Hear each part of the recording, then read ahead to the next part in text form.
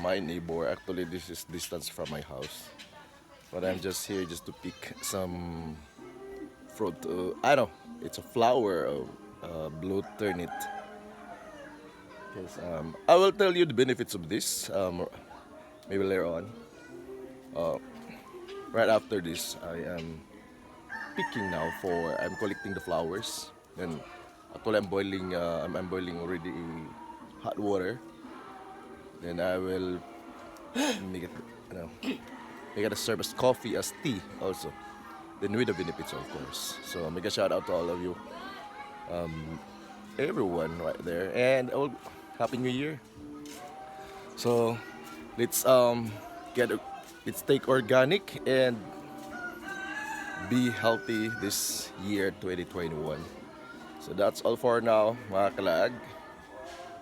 Happy New Year once again.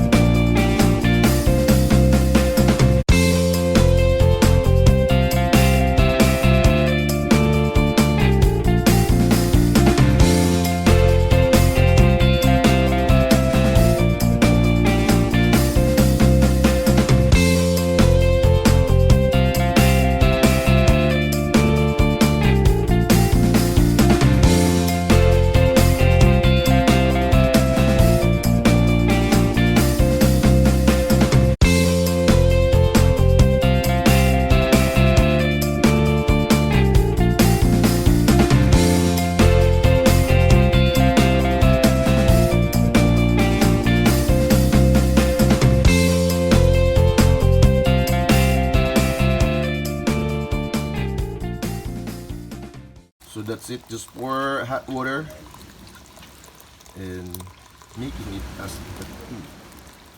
So that's it, mga kalaag. Simple as that. So now, mga kalaag, so that we have a flavor on our blue ternate tea. So we will add some leaves of Lagundi, also leaves.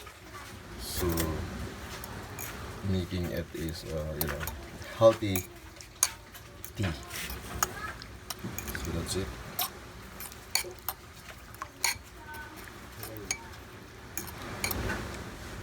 Okay. So while We are waiting for a couple of seconds or minute lang. In 1 minute, so it's okay, it's fine. So it's Lagundi and Ternate. Okay mga kalaag, once again, good morning. And by the way guys, ayon sa mga nababasa ko, ang mga benefits ng Ternate ay isa doon ang pagbaba ng ating timbang. And it's also a all natural paracetamol and beneficial of eye health. Of course, ang sinabi doon sa mga nababasa ko sa mga Google at sa iba pang mga, may mga ibang mga articles na rin. Ito rin ay combats of the effects of diabetes, then zero caffeine, and good for the heart health, and pack of full of antioxidants. So ito po yun, no?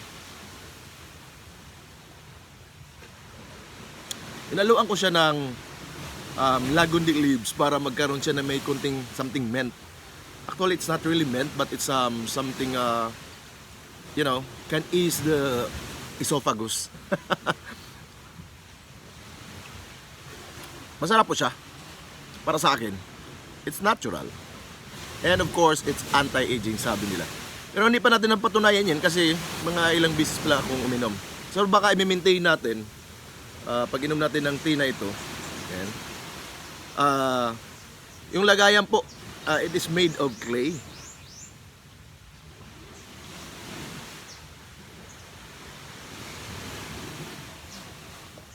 Yung normal na Ternate ay nagkaroon siya ng flavor of itong Lagundi leaves.